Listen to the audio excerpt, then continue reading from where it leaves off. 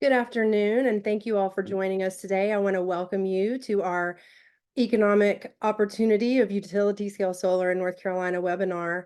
This is the second webinar in our series on utility scale development in key states, and we are delighted today to partner with the Carolinas Clean Energy Business Association to bring you this North Carolina specific webinar.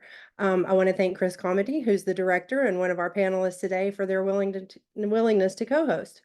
My name is Michele Querry, and I'm the Southeast Regional Director for Chambers and Innovation and Clean Energy, or CICE for short. We're a national network of approximately 1,300 chambers of commerce and economic development professionals. And we are founded and run by chamber and economic development professionals, and we are a resource and we support them in their efforts to further the clean energy economy. We have an impressive group today of experienced North Carolina leaders to discuss the economic and community opportunities of utility scale solar development in North Carolina. Today we have with us Josh Bass, President of the Currituck Chamber of Commerce. We have Carmody, the Director of the Carolinas Clean Energy Business Association, and we have Maggie Sasser, the VP of Government and External Affairs with Renewables. And I want to take an opportunity now to allow them to introduce themselves and their organizations and their context for this webinar. Josh? Thanks, Michele, and thanks to Chambers for Innovation and Clean Energy for having us today. So I'm the president of the Currituck Chamber of Commerce. We have 4 utility scale solar projects in the county. I have been with the chamber during construction of most of those. So very familiar with the process, have gone through a rural community that was very leery of those projects. And there's still some leeriness from a few people, but a lot of people have come on board. We've been able to talk to a lot of people and elected officials here in the northeastern corner of the state and really explain why this is beneficial for the community. And so we've done a lot of work in that area. So glad to be here today. Thank you, Josh. We're looking forward to your perspective. Chris? Hi there, I'm Carmody. I'm director of the Carolinas Clean Energy Business Association. So CCEBA, not to be confused with CEBA, the National Clean Energy Buyers Association, though we do work closely with them. Michele, we're really happy to be working with you today, and we're also going to do a South Carolina version of this before too long, so we're excited about that. Our organization comprises about 60 companies, independent power producers for wind energy and storage, but also large buyers, including Duke University, one of our state's largest employers, Google, and a number of others. And they have the common goal of buying and selling clean energy, not only because it is emission-free, but because it's the cheapest form of energy. And it has as an added bonus to local communities that it's easy to dismantle and to return the land on which it's built to its original state. And there's not a lot of development you can do that with. So thanks for having us today, and we look forward to this discussion. Thank you, Chris. And Maggie? Hey, and Michele, thank you so much for having me and for convening this really important conversation. I think it's great to have these dialogues and looking forward to being here. I'm Maggie Sasser. I work for Renewables. We are a large-scale solar company headquartered in North Carolina in Asheville, though I am headquartered in Raleigh, North Carolina. We build, own, and operate large clean energy infrastructure. We were born in the Carolinas and are now active in over 30 states. We've raised over $7 billion of capital to fuel this infrastructure development. And personally, I do government and external affairs now. So I'm actually the one that is coaching our development teams on how they're going into communities and proposing our projects. How are we showing up and partnering with local communities to make sure that they share in the benefits of these projects? So happy to be here today. Thank you, Maggie. I'm sure we'll talk a lot about community engagement today. That tends to come up a lot. So thank you all for being here. So let's jump right in. I'm going to start with a question for all of you. What are the trends and overall trajectory of solar deployment in North Carolina right now from your perspectives? Chris, you want to take that? Maggie, okay. Sure. So there's a really so I'd cite two trends which I think would be of special interest to this audience. The first is a trend toward fewer but larger projects. And so if you go back, 8 or 10 years ago, there were lots and lots of projects, but they were at 5 megawatts. So a fairly small portion of land. But there were standards and particularly standard contracts, which made it easy to do those kinds of things. Since 2017, there has been a trend because of House Bill 589 and later House Bill 951, which I think was passed in 2021, 2022. Maggie can correct me. Which basically designate lots of solar development, but really at many fewer sites that will be somewhat larger. And so depending on the point at which the carbon plan is sort of in play between a year ago and now, that looks like in a given year about 1,200 to perhaps as high as 18 megawatts a year, kind of depending on some things the commission decides. So that's I think the starting point, but we could discuss it for more. Maggie? Sure. So I think what Chris said is correct. Fewer projects per year being developed, and they will have a larger footprint than they had in maybe the 2015 to 2018 timeframe. But I also want to make clear that, for community folks that are listening in, we can't just build a solar project everywhere or anywhere, really. We can't build them everywhere. So I want to kind of run through our little checklist about what we're looking for, not really in a particular site, but just so sometimes the temperature can be taken down a bit in terms of, yes, solar is growing in North Carolina, but it's not going to take up more land than golf courses in your community, for example, something like that. So we need flat and dry land. So if you think about the state of North Carolina, those two variables, you're already taking away a lot of land, right? The second thing that we really look for is access to high voltage transmission. So the big power lines, usually not the power lines that you see in your neighborhood, which are just kind of 3-phase residential distribution lines. We're talking about the big power lines. So we need access to those. We really can't be more than 5 miles, and maybe that's even generous.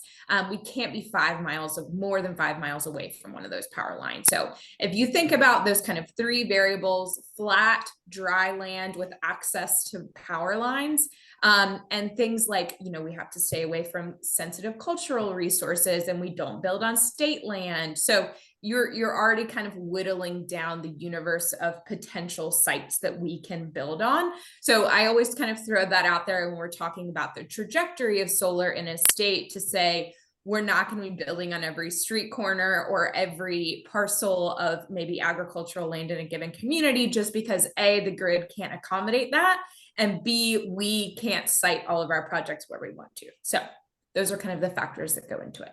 I think that's a really important point. And Josh, what about you? Or what are you kind of seeing trending where you're located, and maybe with other chambers that you're visiting with? Sure.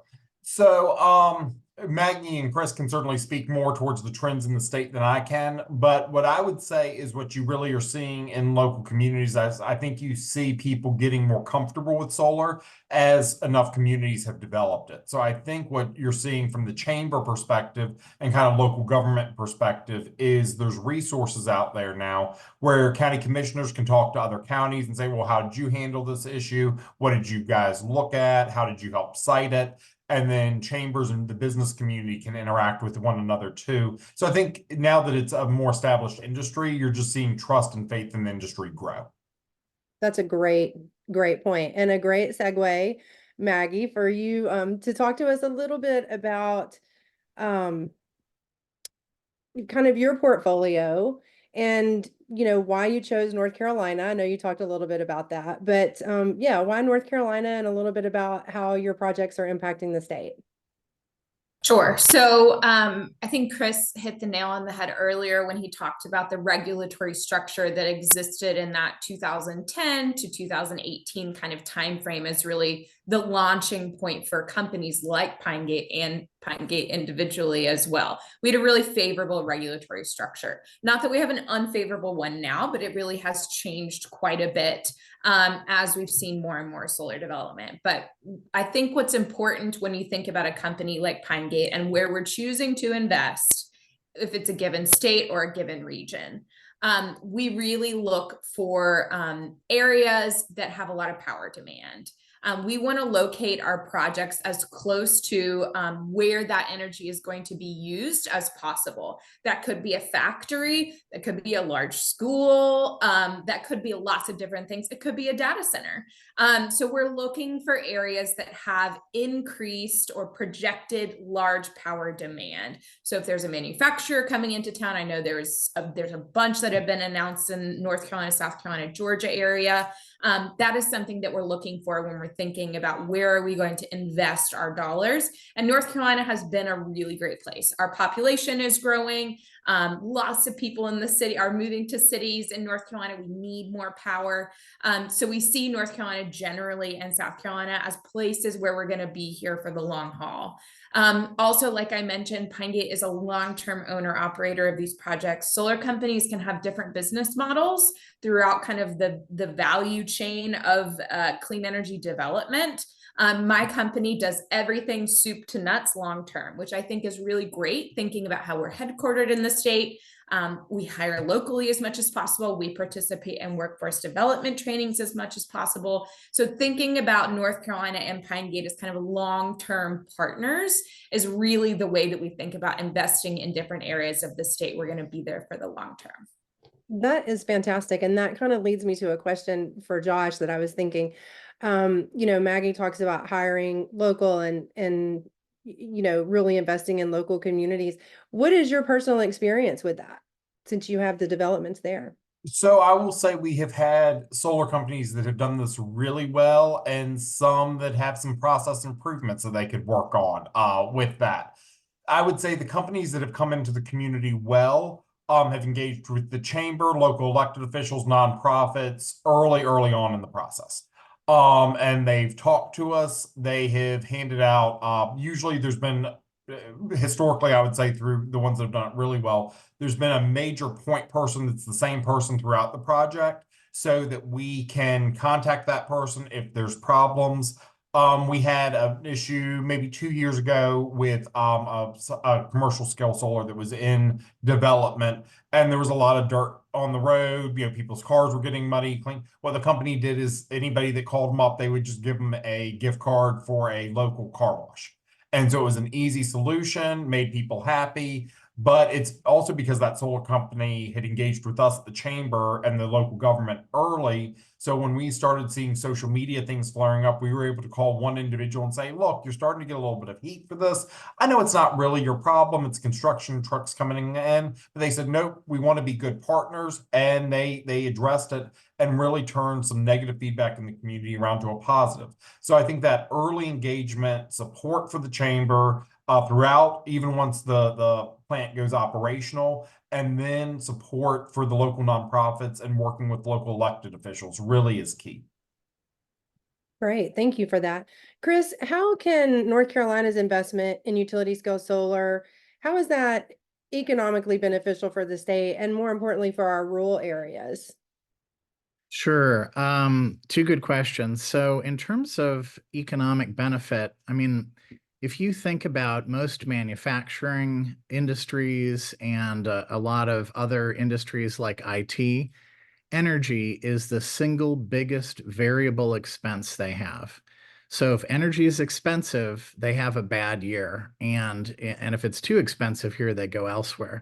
If the less expensive energy is, and electricity specifically, the more attractive North Carolina is to a new, Honda plant or Toyota plant. Solar and solar plus storage, along with onshore wind, are the cheapest forms of energy. What they aren't is they aren't 24 hours a day.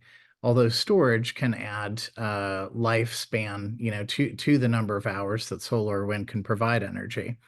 And essentially what happens is that very cheap energy ends up taking the place of gas generation, which is quite expensive, or can be quite expensive, because gas is an international commodity and lots of things affect that price.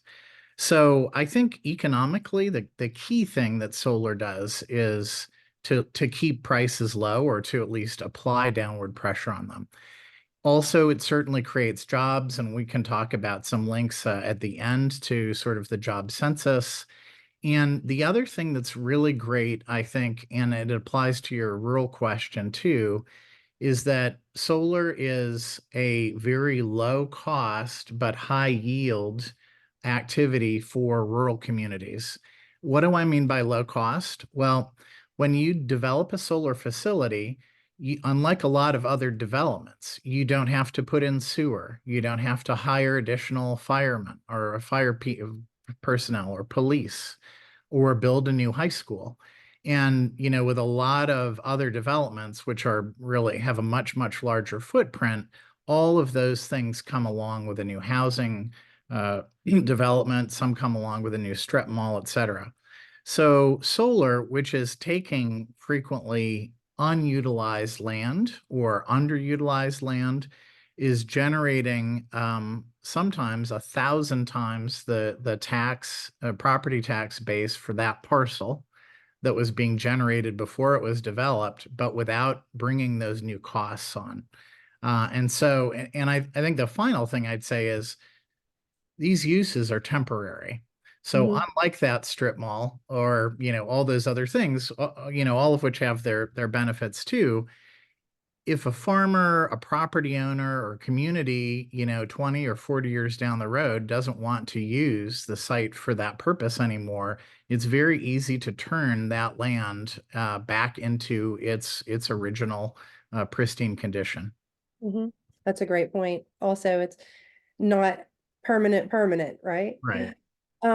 And Josh touched on this a little bit from his perspective, Maggie, but when you work with local communities to kind of, build approval for, or, gain approval to build your projects in those communities, kind of what is your, your take on how to approach that local community and Right. So we have 75 different people at my company that work on this. So even though I have my opinion on it, it depends on who local government is interfacing, not only with at Pine Gate, but at other companies. And I'm lots sure of it people depends a lot on the local government as well. Also, yes, that's a very good point. Also the local government folks. But the first thing that I really like to stress with our development team, those people that are doing the community outreach, is that if you're going into maybe a permit hearing and you're not sure how it's going to go, you haven't done your work well enough in the 6 to 9 to 12 months before that hearing, right? You gone is the day that you can just walk in and everyone is super happy to have this investment and they're just going to sign off on a permit, right? There is a comprehensive community outreach program that needs to occur. Your permit for a developer is probably the end goal in mind, but there are lots of other things that you need to do along that way to set yourself up for a permit approval. So identifying the stakeholders in the local community is step one. What does the community look like? What are its priorities? What are its values? Is this an agricultural community? Is this an ex-urban community? Identifying what the land use type is. And really what people are prioritizing in terms of what the future of that community might look like. We hear from lots of communities that, yeah, that's farmland now, but it might be a data center in the future. And we might want to think about development in terms of what that future orientation looks like for that either piece of land or that part of a community. So not only what it looks like now, but what it might look like in the future. And then once you've identified the values and maybe vision for the community, how are you kind of branding the solar project as fitting into that community? I really try to have our developers think about the partnership aspect of these projects who are folks that you can identify as beneficiaries of the project, either from workforce development or philanthropic goals of our company and of the development, and how can we create those partnerships so that when you do go talk to a county commissioner or you talk to someone else, you can already say, you know, Daniel over at the fire station gave us some really good ideas about brush control during construction. So you can already have those relationships so that it sets you up for success when you get into the permit phase. Lastly, I think chambers play a really important role there. A lot of times developers, as much as I try to teach our developers to do that stakeholder identification and that homework on their own, I always encourage them to gut check it with a local person. It might be one of our landowners on our project, but 90% of the time it's going to be a local chamber. Join the local chamber, go to some meetings, meet people through the chamber, and ask the chamber what they recommend in terms of who are the 7 organizations that I need to know about, who is interested in clean energy, where are some potential partnerships. So thinking about it as a long-term community outreach and partnership creation, not just with this like binary goal in mind of getting a permit or not getting a permit. Absolutely. Josh, do you have anything to add to that? I see you shaking your head like that's the right way to proceed. Absolutely. Absolutely.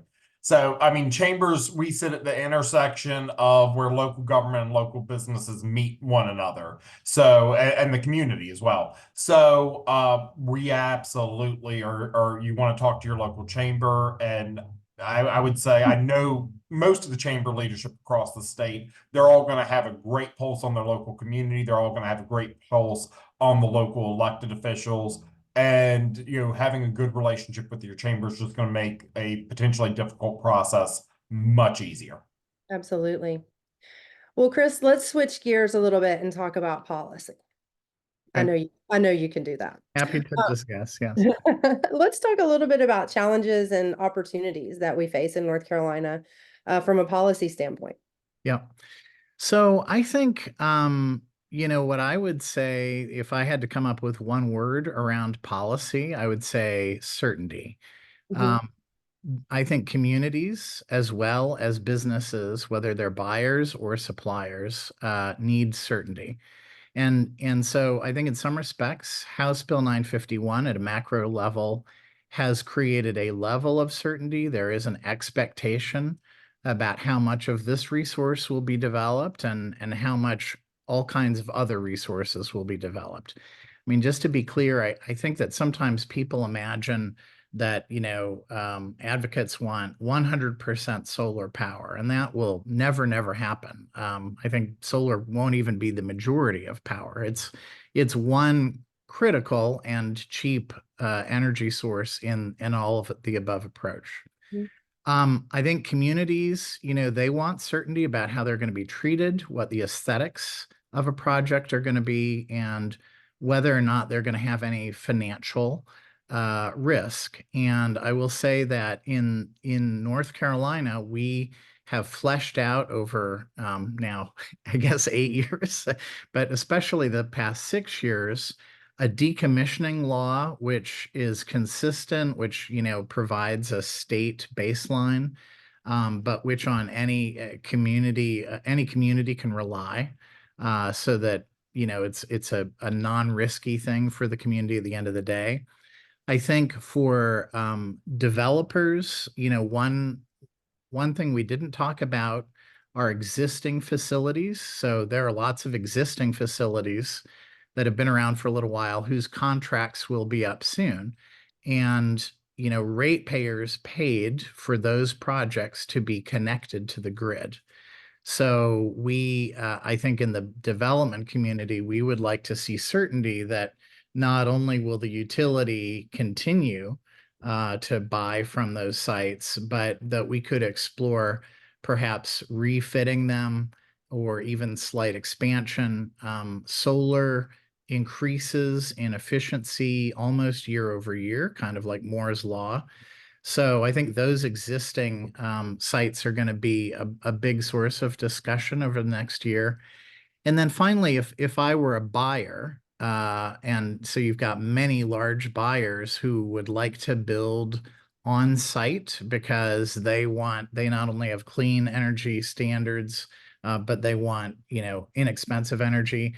I think buyers are looking for some sort of credit to what they're contributing to the reliability and the stability of the grid. Mhm. So Duke University is building, I think with Maggie's company, or is it Cypress Creek? Sorry, I forget. I think it's ours. Okay, so Let's have it. It's Maggie's company, shall we? I think it's Maggie's. But Duke University, for instance, is built, which is our third or fourth large employer in the state, is building, I think, 104 megawatts of solar to go with a number of other energy sources it has. And that's not only a benefit for Duke Energy, it's a cost benefit for everyone, but it also contributes to the energy that could be contributed to the grid if you, say, have another winter storm Elliott, or you have a very hot day, of which we have many now. So I think certainty on any of those points for communities, for businesses or buyers is really sort of the critical crux of the policy discussion this year. And Maggie, is that more, or has it always been? Is it becoming more of an economic development conversation? Like Chris was saying, and the economic developer in me thinks about this a lot, as these manufacturers are moving to the state and there's just more demand for energy, and their needs. And now, these companies have more sustainability goals and, accountability to shareholders and so forth. Is this becoming more of an economic development discussion, this kind of standalone ability to stand alone? I was talking to some executives at our company about this actually 2 weeks ago. I was telling them how my job as a government affairs representative has really changed over the last 5 years, 10 years. Whereas in 2015 types of things, we were creating like market-centered laws. We were trying to create the building blocks of the energy market that helped push solar forward as an energy resource. I'm not going to say we don't need that anymore, but we need it less, and definitely less at the state level. A lot of that work has transitioned more to the federal level or even the regional level.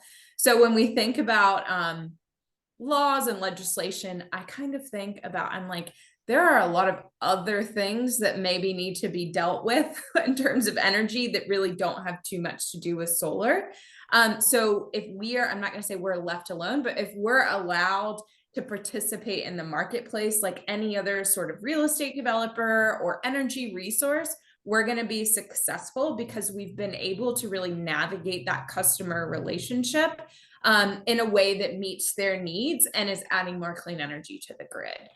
So when I think about policy, I think about let's have a responsible regulatory framework that allows solar, and especially kind of third-party owned solar, like Pine Gate owns these projects long term. Let's make sure that there's a place for us to play and how we can meet customer needs. But we're no longer thinking about like a state tax credit or a state really like mandate those types of things anymore, as long as we have that ability to access that customer relationship. So yes, economic development is tied to the customer relationship, and that is more so what's driving our business right now. Interesting. So, and Josh, you're kind of seeing some of the economic impacts in your community. Kind of what was the time frame for these projects in your community, and to bring them online, and how receptive were folks, and kind of what was your experience with that? Sure. So I mean, it was a long process from kind of, the initial concept phase, when they started talking to us when they were even just initially looking for land. So if you started that early in the process, it's a fairly lengthy phase, in a number of years. Of course, construction is going to be your biggest economic benefit.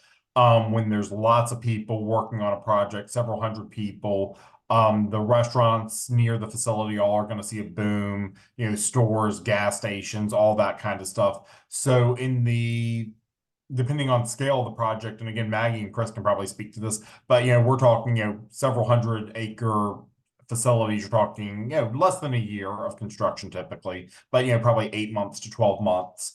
So you got a lot of workers during that time eating, going out to shop, that kind of economic benefit. Of course, once it's operational, the economic benefit lessens in terms of workers, but you still have higher tax value property.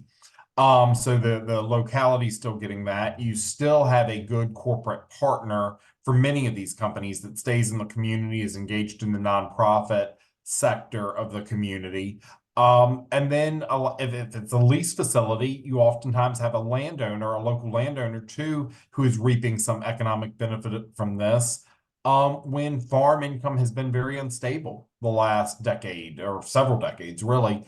And so you have a potential landowner who has more money who they're also putting into the local community. Often, again, if you look at the nonprofit community, one of our families here, has endowed scholarships and things like that because it was a longtime family farm. And so they've taken some of that income and really invested into the next generation of children from Currituck County. So I think some of those benefits are really, very tangible in a way that you can look at them and see who they're impacting directly. Absolutely. So, how can local decision makers, and I'll just put this out there for all three of you, like, how can local decision makers, ensure these are approved? What kind of conversations are you having with these local decision makers? And Maggie, I know there's a lot of misinformation and you might want to address that, but let's talk a little bit about that political landscape and navigating those local decision makers, stakeholders.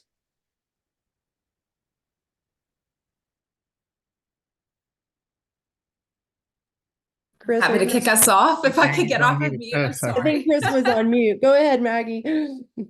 Sure. So developers need to do their job. The onus is on a developer to educate the locality about the benefits that they could receive, about the safety of the project, about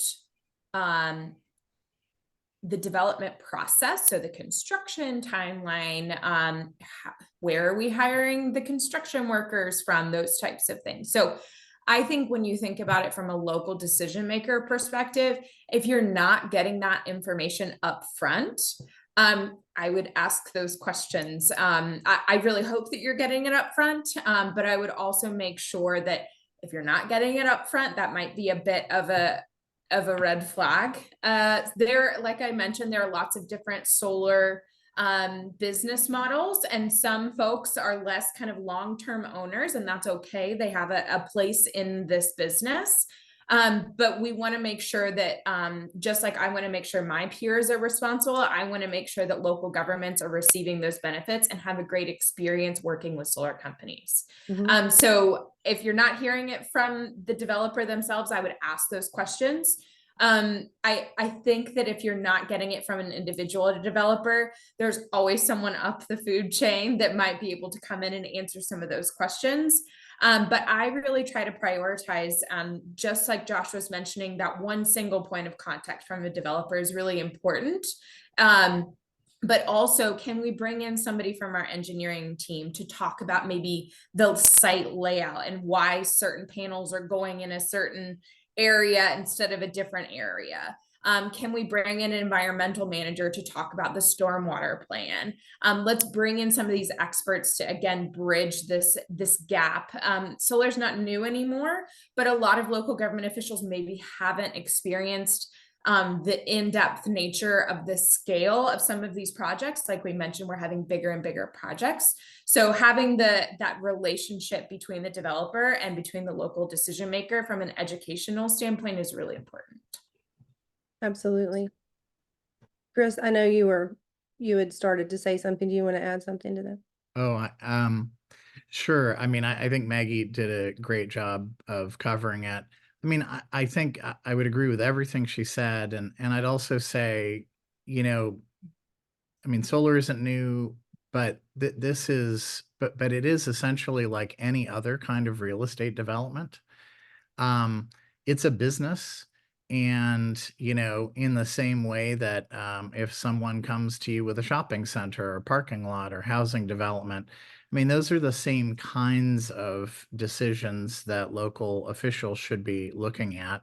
Although I would say that generally there are fewer moving parts on a solar project than those things. I'll also say, this is sort of good and safe practice for zoning boards and for county commissions, because energy is changing a lot. There is, for the first time in many decades, an increase in demand that hasn't been there before. Data centers internationally are using about 1.5% of electricity, but in the United States, that's a little more, and that's growing.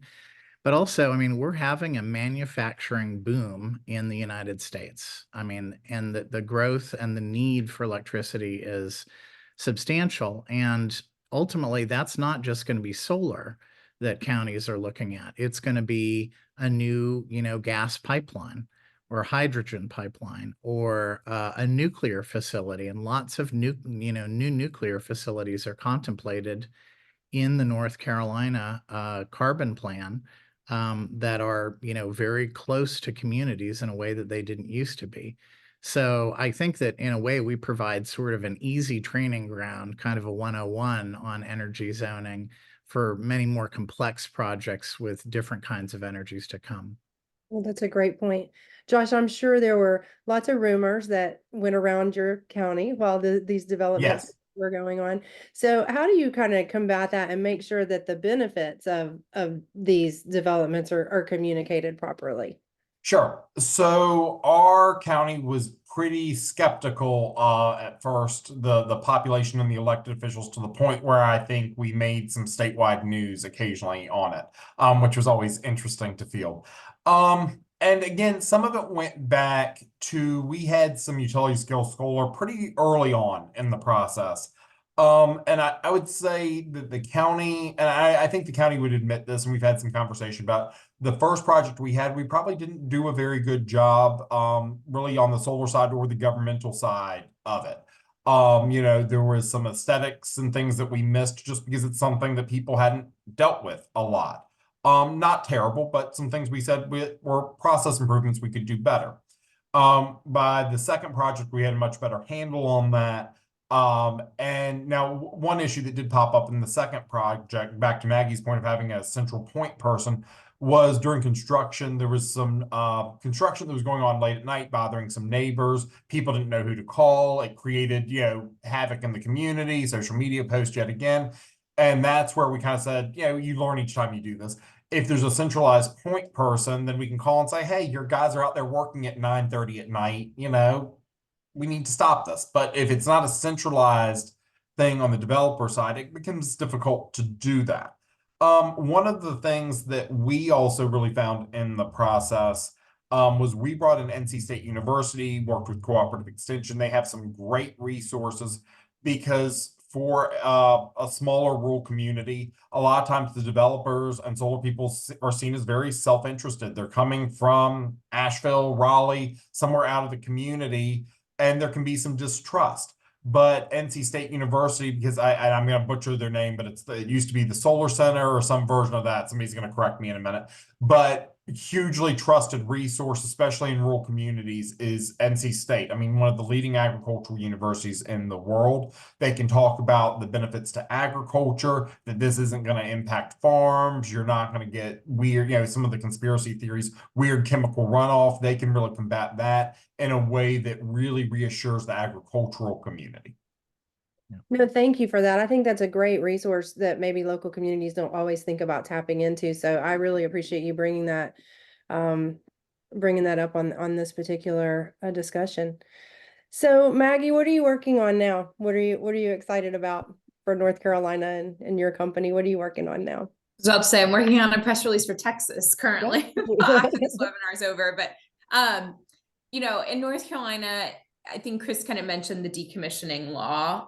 We're still kind of in the final phases of that implementation, making sure that there's a great balance between kind of the jurisdiction and power, not powers, but the ability for local governments to shape what solar projects will look like, or how they're treated at the end of their life, when they're deconstructed or decommissioned. with some statewide standards that, to Chris's point about certainty, make it easier for solar developers to understand the rules of the road, or at least kind of what the bare minimum is. And then we can work with an individual community to tailor it for their needs. So the decommissioning part is a kind of still a big part of our work. But I think as we've seen our company grow, and yes, we are headquartered in Asheville, which we lovingly joke is the Portland of the East, I think is what we call it. However, we are very aware that Asheville can be different from other areas and parts of the state, especially different from where our projects are hosted by communities, right? So we are thinking about how are we engaging with these other stakeholders outside of Asheville, outside of maybe what our employees look like or what they believe, and how are we making sure that our company is more reflective of the areas that are hosting our projects, and how are we investing our dollars in creating partnerships with those types of organizations that, again, are different from where we frequent or our traditional partners in Asheville. So that's something we're really learning a lot about, and we're really excited about it. We want to be a national company, not just an Asheville company. That's awesome. That brings me to a quick follow-up. A little bit about workforce development, which is a big part of economic development. And I know, some of our local community colleges are implementing certificate programs, things of that nature. Can you talk a little bit about your relationship with higher ed and what that workforce looks like? And Chris, if you want to elaborate on something from your perspective also. Yeah. So most solar companies hire a construction company to do the construction on the site. It's not super common that a company like Pine Gate has construction in-house as well. We have everything but construction. So we hire a construction company, we give them the specs. One of the things that the federal government has really prioritized, which I think ties exactly into workforce development, is the need to have apprentices on your projects now. So we are looking at a huge demand for apprentices, electrical apprentices, going forward in the solar industry, which I think is a wonderful opportunity for us to tap into the really strong community college network. So we actually have now a requirement for a certain amount of apprentice hours for our projects going forward. That's a federal requirement for us. So we're, at first kind of there was some, I'm not going to say Pine Gate specific, but there was maybe some industry like, is there going to be the labor available that can meet this requirement? And I think we're still nervous about that. But we're definitely more hopeful and optimistic as we have seen some of these community colleges and really our construction partners kind of rise to the demand and say, we know that this is coming. This is going to be a requirement. Let's go ahead and get ahead of it and start creating these programs at a local level or at a community college level that can act as a pipeline into these projects. And the last thing I'll say about this apprenticeship requirement, it's not necessarily like solar apprentices. Maybe someday we'll just have solar apprentices, right? But folks that are working in the electrical field are going to learn things on a solar job site that can be translated into real estate housing development, construction, those types of things. So these skill sets are very translatable. And I think the more that we can think about leveraging this federal requirement into an opportunity, I think is something that hopefully gives people some optimism about kind of our talent pipeline going forward. Absolutely. Chris, you have something to add. Yeah, I mean, I think again, Maggie did a great job there to add a couple more kind of cherries to that cake. I would say that veterans, that a lot of companies, especially like Maggie's and the larger ones, have a very robust hiring pattern with veterans, many of whom have a lot of the skills already that, the base skills that you need in order to learn the solar side. And there is really a national demand. I mean, when I'm on calls with other trade associations, whether it's, West, Midwest, or East, there is a real concern about workforce because this is a product that can't be imported, right? You simply can't have it, built abroad and sent here. And, we have a very low, I think our unemployment rate is still below, 4%, which is historically low. And so it is a competition. And frankly, it's, I think, a pretty, a job or a set of jobs with a pretty good future if you get involved. And I think Maggie's point about convertibility to other roles in real estate is really important. A lot of our founders of solar companies started out as home builders and other developers. Richard Harkrader, who is sort of the grandfather of solar in North Carolina, built homes and schools, and then he got interested in solar hot water heaters, and then he developed the first utility scale project in North Carolina. And that is the interest. And I'll tell you, a couple examples right now. I mean, people want electric vehicle charging at their residences as well as their offices. The hot water heaters is one example. They're now starting to be, I think, more and more adoptions of geothermal, which I think is not altogether different in a lot of the things they're dealing with. So I think these are skill sets that are flexible, that are 2-year or vocational degrees. You don't have to have a 4-year college degree or PhD to do all of these roles. And that are basically good wage jobs. Josh, I know you're having this conversation probably daily about workforce in your community. Do you have anything you want to add? No, I think they have said a lot of it. Finding the right workforce is good. One thing I did want to add that, we struggle with, and I think a lot of rural communities also struggle with, is finding that balance between growth and retaining rural character. Yes. Currituck County is one of the fastest growing counties in the state by percentage. And so what you see in a lot of rural counties as they move to suburban or exurban is that loss of identity, loss of farmland. And that's something we've had a lot of conversation with residents about, is that solar really is a way to almost retain that rural identity. It helps preserve, and Chris had touched on that earlier, it helps preserve the land in such a way that it's not really going to something else. What we hear a lot from people is that a farmer's last crop, if it's housing, or is a crop of houses, because we're losing so much agricultural land to housing. And so this is really a way for us to preserve and set aside land for better future use.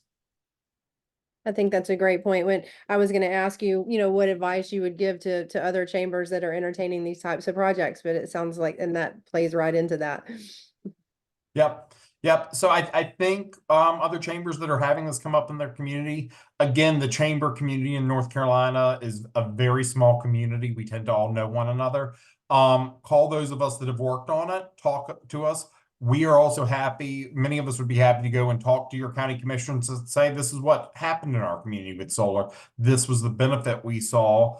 And very many of these communities are very similar. So I think we can share stories and talk with one another as a chamber industry. Absolutely. Well, thank you for your willingness to do that. And it's important to have advocates in the space. So we're getting we have about 10 minutes left at the top of the hour. And I just wanted to ask you each one final question. And then Chris has a resource that his organization has developed that I want to make sure we devote a little bit of time to before we wrap up. But my final question is, and I'll start with Maggie, if you're writing a playbook for utility scale solar development, what is one sentence you would include in the playbook? Make sure that communities share in the benefits. Love it. Chris? Since you took that one, I'll say, listen well and answer honestly. Very nice. Josh, your one sentence? I'm going to take up from my industry. Talk to your local chamber first. Nice. That's why I wanted to end I with like you. that one. Perfect. That's perfect. Chris and his organization have created a resource that I wanted to share with everyone before we leave. We are recording this, so we will share the recording and the resource will be there as well. But Chris, do you want to talk to us a little bit about your landing page here? Sure. This is a very simple resource that we've put together because I hate it, I think just like everybody does, when you feel like you're reinventing the wheel, right? And so what we've tried to do here is to identify sort of the most common stakeholder groups who are involved in this discussion, and then put some key links that are, from reputable sources in, according to their stakeholder group. So we looked at farmers, landowners generally, people who are interested in, getting a job, the workforce, policymakers, so your county commissioners, but also your staff, so your planning level folks, local planners, then some resources for solar and storage developers, because we have many members, but there are companies that are not members, and finally resources for communities. I would say, the North Carolina Clean Tech Center came up earlier, and they're a great organization as part of the Ag Extension Unit of NC State. They also recently received a Department of Energy grant to do a lot of work on specifically these land use issues with communities in Virginia, North Carolina, and South Carolina. So for sort of a really in-depth, I think more academic look, you could look them up. But if you need a starting point, you can come here and see that we've gathered a lot of the resources from, the U.S. Department of Energy, from other resource groups. We'll also have studies from independent groups. The North Carolina Sustainable Energy Association has done the research on property tax growth. They also do a regular census of clean energy jobs. We are about to release an economic and agricultural impact study on South Carolina. So the state next door, but I think there are a lot of lessons that can be, kind of gleaned from looking at that. So this is our land use page at Carolina's, it's carolinasceba.com. And if you go to our homepage, you can see it right at the top and click through. And we hope this will be useful so that people won't have to do too much goose chasing at the beginning of their community solar land use planning journey. Chris, thank you for that. I know a lot went into developing that resource, and it is always nice to have things in one place. So thank you for that, and hope everyone can utilize that in their capacity. Maggie, Josh, and Chris, I want to thank you so much for this discussion today. It's been really great. And I think, anytime we can talk about economic opportunity in our states, it's a fun thing to do. I would remind everyone that, I and our organization, Chambers for Innovation and Clean Energy, along with Chris and Maggie and Josh, use us as a resource. We'd be happy to answer any questions or provide any programming or follow-up to this discussion. So thank you all for being here, and have a wonderful rest of your day. Thanks for having us. Thanks.